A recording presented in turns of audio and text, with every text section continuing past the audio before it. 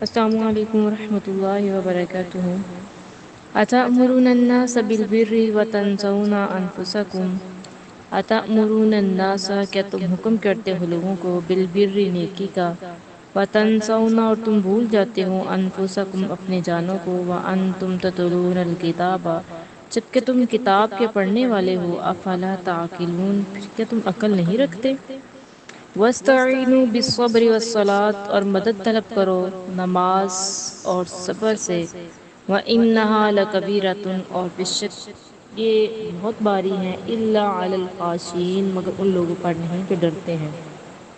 جو عاجزی کرنے والے ہیں۔ الذین وہ لوگ یظنون وہ گمان کرتے ہیں انہم بے شک وہ ملاقو ملنے والے ہیں ربہم اپنے رب سے، وانہم الیہ راجعون بے شک اسی کی طرف لوٹ کر جانے والے ہیں۔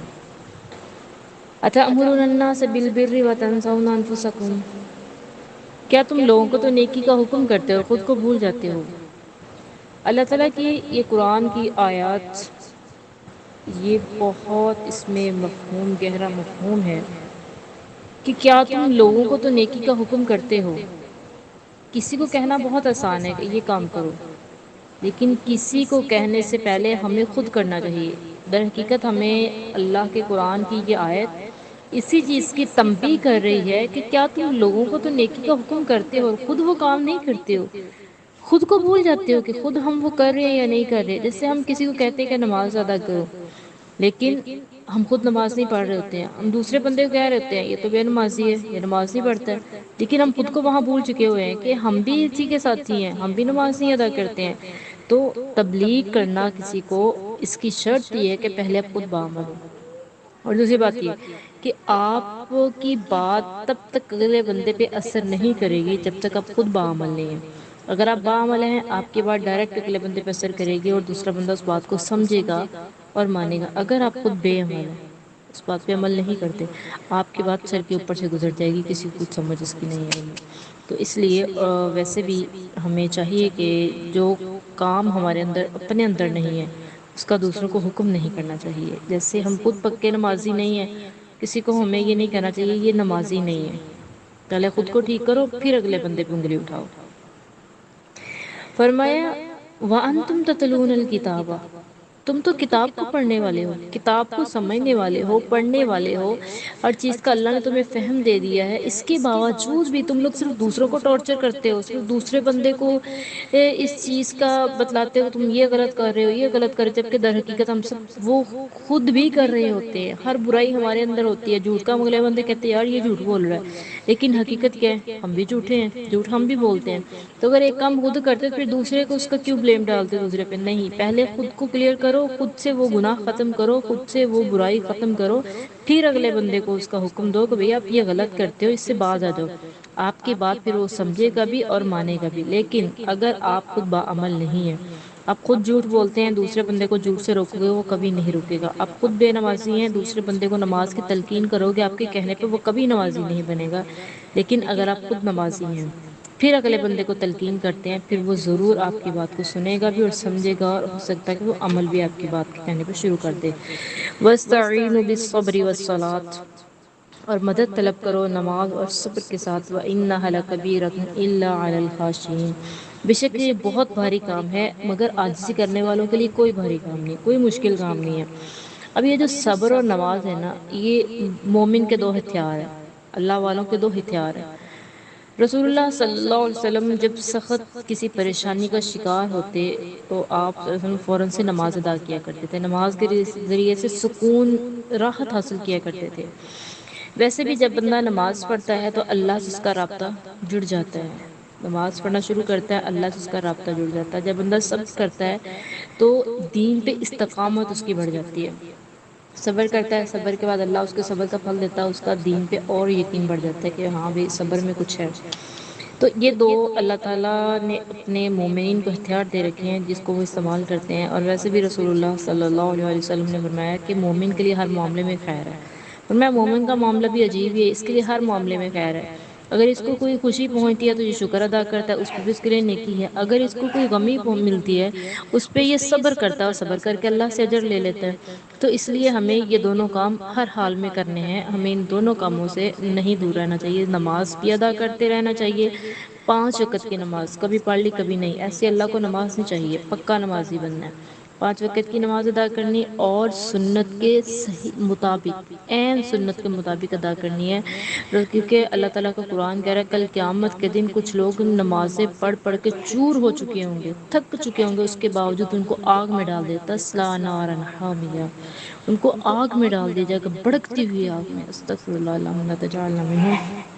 یہ وہ نمازی ہوں گے جنہوں نے نمازیں تو پڑھی ہوں گی لیکن اپنی مرضی کی پڑھی ہوں گی، رسول اللہ کی حدیث کے مطابق نمازیں نہیں پڑھی ہوں گی، اپنے اماموں کے بتائے ہوئے طریقوں پہ نمازیں پڑھی ہوں گی، اپنے بڑوں کے بتائے ہوئے طریقوں پہ نمازیں پڑھی ہوں گی، صحیح حدیث کے مطابق نماز نہیں پڑھی۔ نماز پڑھتے ہیں تو خدا کے لیے اپنی نماز کو ضائع مت کیجیے، نماز پڑھیے رسول اللہ صلی اللہ علیہ وسلم کے عین طریقے کے مطابق نماز پڑھیے۔ مرد اور عورت کی نماز میں کوئی فرق نہیں، سوائے ایک فرق ہے کہ عورت اپنا سر ڈانپ کے نماز پڑھے، دوپٹہ پورا اوڑھے گی، مرد ٹوپی سر پہ پہن لے تو بھی ٹھیک ہے، نہیں پہنے تو بھی ٹھیک ہے، اور اس کے علاوہ عورت کے ٹخنے چھپے ہوئے ہونے چاہیے، مرد کے ٹخنے ننگے ہونے چاہیے، یہ ایک واضح فرق ہے عورت اور مرد کی نماز میں، کہ عورت کے ٹخنے چھپے ہوں گے، مرد کے ٹخنے ننگے ہوں گے، اس کے علاوہ عورت اور مرد کی نماز میں کوئی فرق نہیں، رسول اللہ صلی اللہ علیہ وسلم نے فرمایا صلو کما رأیتمونی اصلی، اس طرح نماز پڑھو جس طرح تم مجھے نماز پڑھتے ہوئے دیکھ رہے ہو۔ اب ہم ان کو دیکھ نہیں سکتے لیکن ہمارے پاس حدیثیں موجود ہیں، ان کے طریقہ کار موجود ہیں، ہم ان کا مطالعہ کریں، ان کو پڑھیں تاکہ اپنی نماز کو صحیح کریں۔ اگر نماز پڑھتے ہیں تو یہ نماز ہمارے کل قیامت کو کام آئے، کیا فائدہ دنیا میں نمازیں پڑھ پڑھ کے ہم تھک جائیں، اینڈ پہ نمازیں ہمارے کسی کام ہی نہ آئے، کوئی فائدہ نہیں ہے۔ اور ایسا کوئی بھی عمل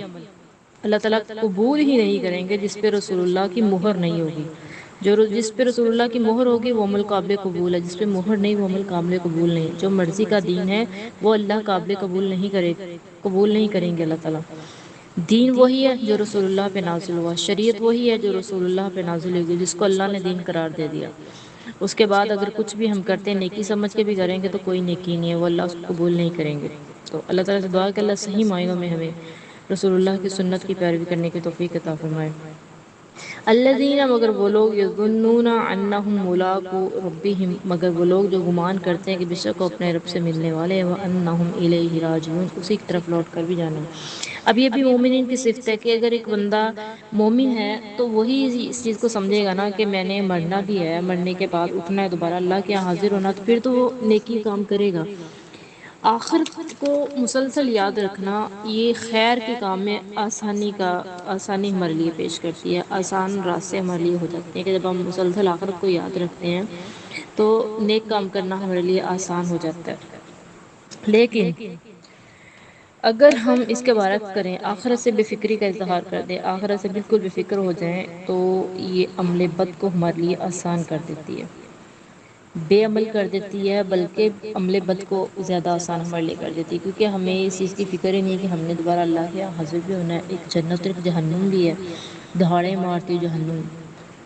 جوش مارتی جہنم، اللہ تعالیٰ نے اس کے منظر بیان کیے، کہا جب اس کو جہنم کو پیش کیا جائے گا، شہیقا وہی تفور تکاد تمیز من الغیظ، قریب ہے کہ غصے سے پھٹ جائے گی، استغفر اللہ اللہم اجرنا من النار۔ وہ جہنم جب ہم اس کے منظر یاد کریں گے، ہم کبھی بھی دنیا کی عیش و عشرت میں مگن نہیں ہوں گے، ہم دنیا کی رنگ رنگینیوں میں مگن نہیں ہوں گے، ہم اگر سمجھیں گے تو پھر آخرت میں جو جنت اللہ نے ہمارے لیے رکھی ہے، عیش و عشرت، وہاں پہ چاہیں گے کہ اس جنت میں اللہ ہمیں عیش و عشرت دے دے، پھر ہمیں دنیا کی عیش و عشرت سے نفرت ہونی چاہیے۔ ٹھیک ہے جن کو اللہ نے جو عطا کیا اس کو قبول کریں، لیکن دین کی حد میں رہتے ہوئے، جب دائرہ اسلام سے باہر جائیں گے تو وہی نعمتیں آپ کے خلاف ہو جائیں گی، وہی نعمتیں آپ کی آخرت کو برباد کرنے کے لیے آپ استعمال کر لیں گے، لیکن اگر دائرہ اسلام کے اندر رہ کے ان کو استعمال کریں گے تو وہ سب کچھ ٹھیک ہو جائے گا۔ تو اللہ تعالیٰ سے دعا ہے کہ اللہ تعالیٰ صحیح معنوں میں ہمیں قرآن و حدیث کے مطابق عمل کرنے کی توفیق عطا فرمائے، اور زندہ رکھے تو اسلام پہ رکھے، موت ایمان کی حالت میں ہمیں موت نصیب فرمائے، آمین، وآخر دعوانا الحمد للہ رب العالمین۔